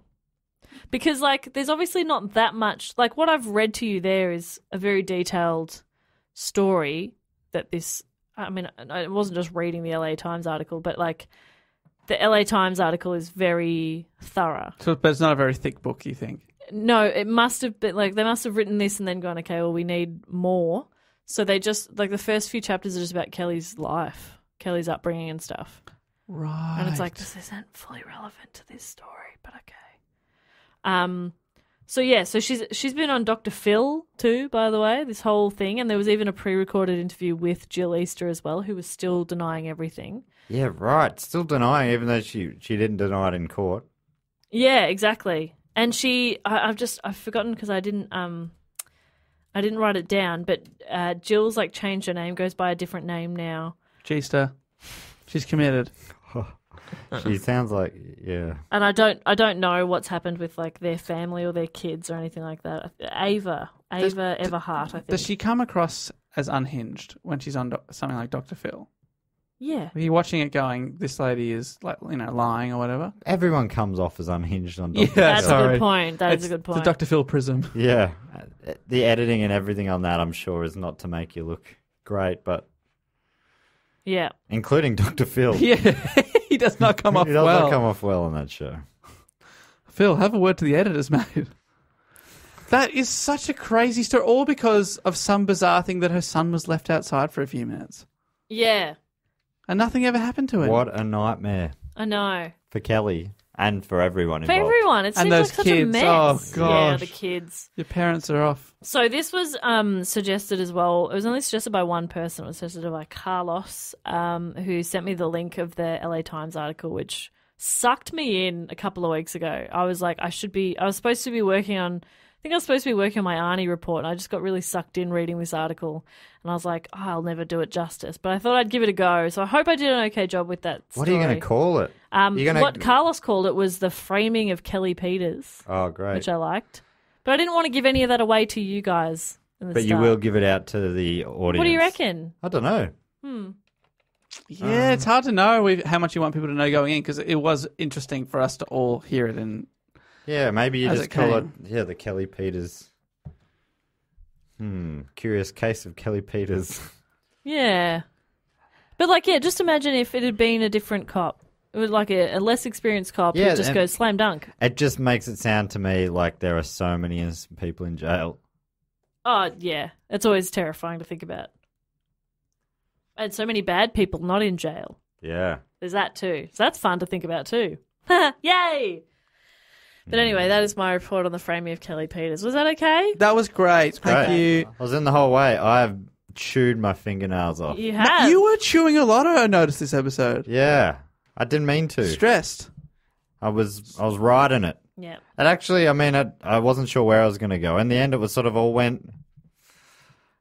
like it sounds like they uncovered what really happened, Yeah. seemingly. Yeah. Well, great report, and apologies to anyone who drives a Toyota Camry. Yeah, I'm not at all making a judgment on that. It just did seem... In my head, I'm picturing this guy in a power suit driving a Porsche or Yeah, something. Yeah. Slick back hair. I So mean, it's actually kind of made me like him more than he drove a Camry. it's still better than my car. I have a Toyota Echo. Echo. Like an asshole. Like a dumb bitch would. Nah, your car's cool. What's his name? Norman? Colin. Norman. Dave, what's your car's called? I don't use the name very much, but probably Hercule. Of course. Stupid question. I don't have a name for mine. Maybe Blinky, because of its messed up eye. That's sweet. I like that. That's cute. Blinky Bill. Okay, well, that brings us to everyone's favourite section of the show, fact, quote, or question segment. Jess, you doing the jingle anymore? Fact, quote, or question. Ding. How's that timing on the ding? It's no good. What? Was that too late? Oh, I just I can't. thought it was pretty good. You just don't get it, Dave. I would have done this joke before, though, Dave. The Simpsons reference. Why do they always forget the ding? Some version of that. Yeah. God, I found that so funny. That must have been late in the good era, or maybe even into the bad era, if there is such a thing. Which Did we make any Simpsons references this episode? I don't know. So I'm glad I saved that one for then. But I'm sure I do it nearly every week. So the fact quarter question is a section of the show where Patreons, who can support us at patreon.com/dogoonpod and support us on the Sydney Scheinberg Deluxe Rest in Peace Memorial level, you can give us a fact, a quote, or a question, and you also get to give yourself a nickname or a title, or whatever you like, really. And this week, it is long-term fact, quote, or question, Gary J. Gary J! Gary J. I should say, if there are other people in the Sydney Scheinberg level, I am running towards the last handful of these over probably the next 2-3 weeks. So if you haven't put one in for a while, you should get a new one in. So Gary J's given himself the title of, he said, Gary J from the UK, bracket, in a Brummy accent. So is the accent I do right? Gary G from the UK. That's not quite right, is it? Gary G from the UK. That's Ben Russell better. does a real It's good just one. deeper. Gary G from the UK. I can't. It's Ozzy Osbourne, but I can't do voices. Just yell Sharon. Sharon! Gary J from the UK. Sorry about that, Gary. I thought myself out of it. You've asked the question, Gary. And let's see. I don't read them until I read them. And here we go. No fact, quote, or question this time. Ooh. Just a massive thank you for the pod. I bloody love it. This and all the others on your little mini network in a network. Actually, wait. I have a question. When are you going to do a Don Bradman report? Oh, Gary. So we have a Patreon group on Facebook for the people that support us on Patreon, and fantastic posts going there. A lot of discussion about episodes and all sorts of vaguely related things. And Gary J is currently on a campaign. Every week we get a Don Bradman fact until we do an episode on the greatest cricketer of all time, greatest batsman. Greatest cricketer, I reckon you could call that. I actually was doing a bit of reading about Don Bradman today with the thought today. I'll put it up on my next vote, Gary. That's my promise to you. All right. So now it's up to the other Patreons. Yeah, they let Gary J have his day. Because to me, I mean, you're an Englishman, we're Australians, he's a big deal. America, where a big chunk of our listeners are from, probably have never heard of him. And I wonder if it would be an interesting story. I don't know heaps about him, the Don. Except that he was very, very good. Very, very. He's our Babe Ruth. Our Babe Ruth, our Michael Jordan, our Wayne Gretzky. Yeah. Our Kelly Slater. I'm trying to think of the best in every sport. Yeah, what else you got there? Who's the best ever footballer? I don't know if I'd know who. Pele. Oh, sorry, I was talking about American football. But yeah. Oh, right. Anyway, thank you so much, Gary G. And the second fact quote or question this week comes from Phil Verhey, or Verhey? Hip hop Verhey. Hey, we're recording this real late at night, okay? If I can have an excuse, Phil, sorry about that. Phil Verhey. Oh, no. Phil Verhey. He's given himself the title of Executive Resident Misophonia Sufferer, Lover of All Microphone Muffs. Oh, Dave, do you know what misophonia No, is? I don't know what that is, but if he loves a microphone muff, you should come hang out in the studio. Yeah, I wonder if that means plosives affect him or something. Misophonia. This is off just the top Google result. Meaning hatred of sound was proposed in 2000 as a condition in which negative emotions, thoughts, and physical reactions are triggered by specific sounds. Misophonia is not classified as an auditory or psychiatric condition, and so is different from phonophobia. There are no standard diagnostic criteria, and there is little research on how common it is or the treatment. Oh, interesting. Very interesting. Well, hopefully we haven't made you suffer too much today, Phil. Phil has offered us a quote. Thank you so much for this, Phil. And his quote is, "There are two kinds of Arctic problems, the imaginary and the real. Of the two, the imaginary are the most real." Whoa. And that's from Vihjamur Stephenson, who, I don't know who that is. Let me quickly Google him. What does that mean? Yeah, I'm That not sure is- I It get it. sounds deep. Let me say it one more time. There are two kinds of Arctic problems, the imaginary and the real. Of the two, the imaginary are the most real. If he's like an Arctic explorer, then maybe that's like he's talking about the things you imagine are the ones that Yeah. get to you the most. Let me look him up. He's an Icelandic-American Arctic explorer and ethnologist. Oh. He was born in Manitoba, Canada, and died at the age of 82. So I'm guessing what he's saying is, you know, the mind plays tricks on you and the most full-on problems are Yeah. the things that you create in your own mind. Maybe, is that how I interpret that? Yeah, I think that probably sounds about right. Wow, that's a wild quote. Thank you so much, Phil. He sounds like an interesting fella. Dave, you didn't come across him in your research on that Arctic topic a No. while back? Thank you so much to you two, Phil and Gaddy G. that brings us to another section where we thank a few other Patreon supporters. Jess, you normally come up with a bit of a game here. Yeah, what car they drive. Oh, great. Okay. So we're going to give you all a car. We'll have a best guess. Let us know how accurate we are. Firstly, if I could thank someone from Lynbrook in Victoria, our home state here, I'd love to thank Natalie Arnott. Nissan Cube. Oh, right. Because that's how Arnott's biscuits are kept, in cubes, Oh, I love that. sort of. Yeah, right. I think Cookie, it's a cookie very cubes. They're very they're seller? cool looking cars. a big seller in Asia, I believe.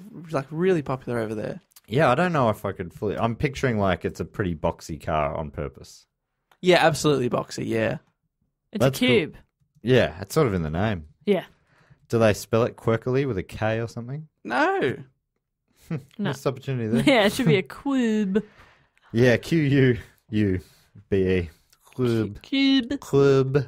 I drive a Cube. A Nissan Cube. I'm quirky. I drive a cube. Nissan's another one Americans say different. Nissan. Nissan. So good. I love Nissan. Thank you so much, Natalie. And I hope you're zooming around in your sweet Nissan Cube. I'd also love to thank from Merritt Island in Florida, United States, Ryan Lovelet. Lovelet. Lovelet. That's An a small amount of Audi. love. Oh, nice one. Audi Quattro. An Audi Quattro. Audi Quattro. What does that mean? Is that a four-wheel drive? No, not typically. Okay. Just a beautiful European car. Okay, the Audi Quattro. Beautiful car for a beautiful man, Ryan Lovelet. It was they used to rally them. I know, that's why I know them. I'm looking up now. Oh yeah, that's right. Here we go. There's a picture of the famous Audi Quattro that they would rally in the 80s. My dad was a big fan. Yeah, It's a right. rally car. That looks like Fanatic. a four-wheel drive. I mean, it's got Quattro in the name. It's I'm got four wheels. Pretty confident it's a four-wheel drive, but I thought you meant an SUV. good point. Good point. I can see how that would have been confusing. Thank you so much, Ryan, Natalie. Oh, it's known for its Quattro all-wheel drive system. You are absolutely correct, sir. Well, I'm a pretty big car head, so Didn't you know that if you know saw what me it was. zooming around in my Kia. Can I thank some 2004, people pretty too? important year for motoring. Thank you, Natalie and Ryan. I'd love to also thank from Philadelphia, Catherine Nesbitt. Ooh, Philadelphia, How about the a flyer shiny, city. shiny black Cadillac? Oh, okay. Catherine Nesbitt. Yes, great. I was about to go something better than that, but yeah, Well, you're right. save it. Save Well, it. hey, there's plenty more cars to be given out tonight. Well, it was connected to Philadelphia, but Oh, what was it? wasn't at all. Okay. No, save it. The hockey team's the Flyers. I was going to go with the flying car from Back to the Future, That's pretty good. which I'm blanking on. What are they called again? Oh, why fuck. would Now you I know? am too. Oh, Oh, fuck no. you. Back to the Oh, my God. I'm going to yell as soon as you say it because, of course, I know it. DeLorean. Fuck. Jessica. Shit. It's so late at night, to be It's so fair. late to be fair on us. To be fedder on us. Be fair to us. So thank you, Catherine. I'd also love to thank from La Habra in California, Whoa. Gabby Falcioni. Oh, Oh, my wow. goodness. My Fantastic goodness. name. From California, the state of where we were just talking about. Yeah. What about my all-time dream car? A Mazda tribute. Yeah. Thank you. My all-time dream car is, of course, the Volkswagen Combi van. Oh, so I good. love them. I want a Volkswagen Beetle, a yellow they're both one. very cool. Yeah, great options. Would you go classic or Oh, the newer ones? I mean, I probably, as a teen would have said the newer ones. But now, if I could have like a done-up old school Beetle, Yeah. I would love that. My dream car. Maybe I'll give the next one my dream car. Okay. Okay, well, the dream car, thank you there to Gabby and Godspeed on the Gabby road there. Falcioni. I mean, I was loving the names like Natalie Arnott, Ryan Lovelet, Catherine Nesbitt, but Gabby Falcioni. That's next level. It's just brought that quattro of names. Fantastic. Well, that's an Audi Quattro right there. But let me take it to the 5 zone with Amanda Rawuki from Canmore, Canada. Oh, yes. Amanda. This is a great name, Rawuki. And Amanda, conveniently, Matt, drives your dream car. Oh, yeah, what has Amanda got? It's a 1978 XC Ford Falcon. Wow. Beautiful car. 4-door in that bluey green. Oh. It's a toss-up between that and a 71, like early 70s, the XW Falcons. Oh, my goodness. One day, if I ever somehow fall into money, I'm going to get one of these classic Falcons. And will you get me a Beetle? Yes, I'll get you a Beetle. Thank you Well, very much. I think it's more likely that you'll be buying the cars. No.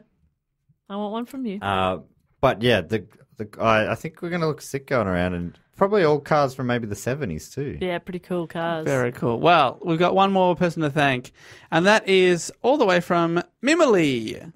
Via Alice Springs in the Northern Territory, it is Dylan Burns. Dylan Burns. Thanks so much for your support, Dylan Burnouts in a... Aston Martin DB5. Oh, yeah. Oh, my God. Is that That's the Goldfinger James Bond car, the really cool one that comes back. Goldfinger. That came back in Skyfall. It's like, That's an amazing car. if I had unlimited money, of course, I'd say goodbye to the VW Combi, and I'd go straight into An Aston Martin. the Aston Martin. Oh, my that God, is a yes. beautiful automobile. That is a beautiful car, but I do not have $4 million to spare. That But is you know who one does? Beautiful automobile. Dylan Burns. Dylan Burns got Good it. for you, Dylan. It's a fantastic purchase. Well done. That's my XC. Oh, yeah, okay. That's a classic. Yeah. It's a tidy automobile. That's not bad. I'll get you from A to B. Thank you very much to all of you who have... who we just shouted out to. Natalie, Ryan, Catherine, Gabby, Amanda, and Dylan. Good on you guys. You're all in our hearts. And mines. And beautiful automobiles. And I'd also love to see, Dave, if you got a quick fact you can give us while I check to see if anyone's getting in tonight to the... I've just looked up the James Bond Aston Martin DB5 that Dylan drives, and I think he must have bought it last year at auction, where it sold for $6.4 million US. Jesus Christ, that is so much 6.4 money. mil. Close to 10 in our money, $10 million. Whoa. So he's got some... But you can buy the Lego from Myer in Australia of that car for just $209.99. $200 on... Lego is so expensive. It is What so... happened with that? What happened? It used to be about the joy. No, now it's about the cash. As soon as remember the report I did? It was a family business for a long time, Yeah. and the money people came in, I've got to assume. So there are 2 inductees into the Triptych Club this week. What are we serving up this week, Bob? Oh, in the Is VIP. there a special? Do we have a special drink cocktail this week? Yes. A drink cocktail, as opposed to one of them food cocktails. This week we're serving up Tommy's margaritas. Ooh. Oh, love that. What's Tommy's little twist that he does? I don't know, but I know that I prefer a Tommy's, I think. Yeah. But I can never... My friend Anna has to remind me every time. I'm like, what's the difference again? And then she tells me, and I go, oh, that's right. And then I forget in between. Is it a shaken not stirred type situation? No, Dave, stop talking, you stupid bitch. So please grab a Tommy's martini on your way through. Margarita, damn it. What did I do to deserve such a flat, flavorless Manhattan? I watched that recently.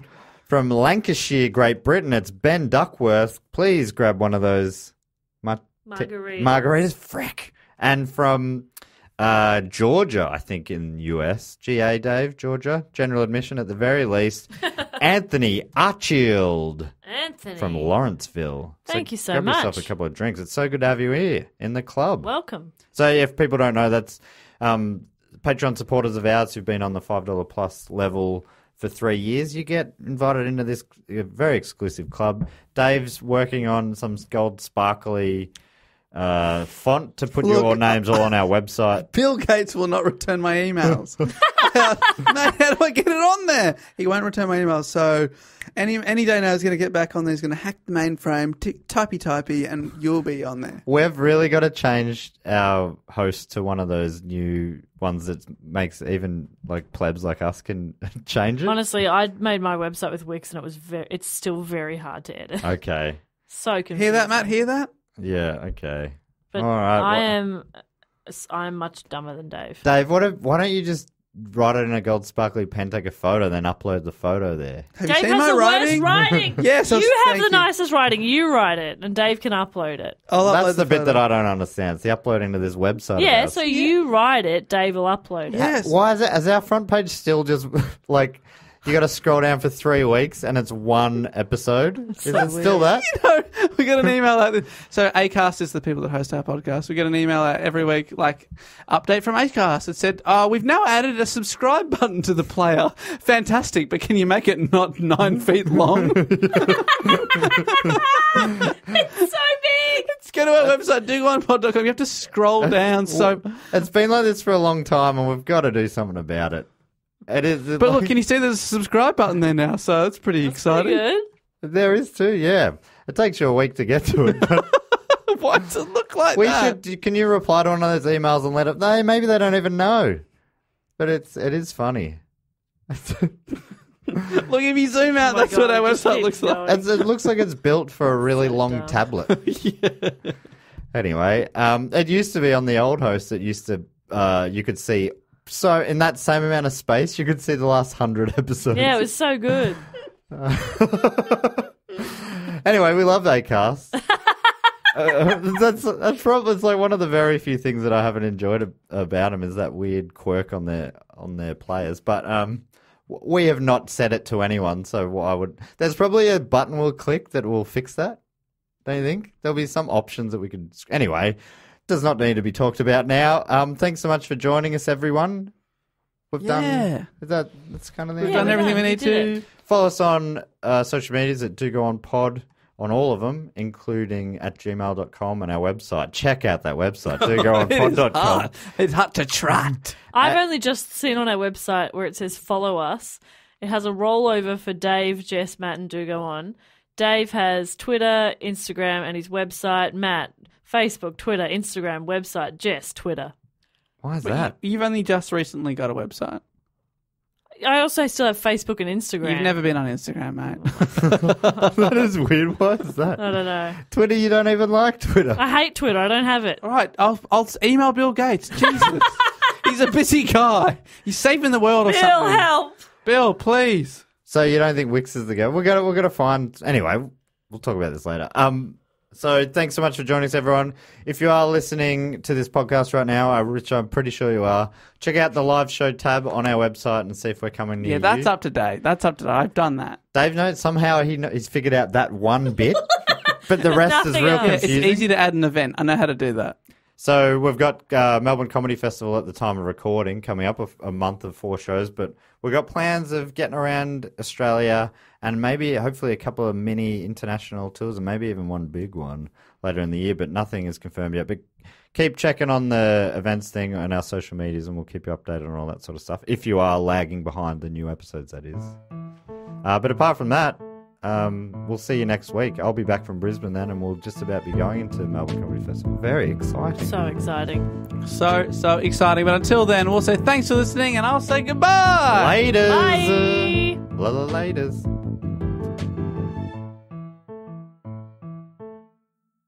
This podcast is part of the Planet Broadcasting Network. Visit planetbroadcasting.com for more podcasts from our great mates. I mean, if you want. It's up to you.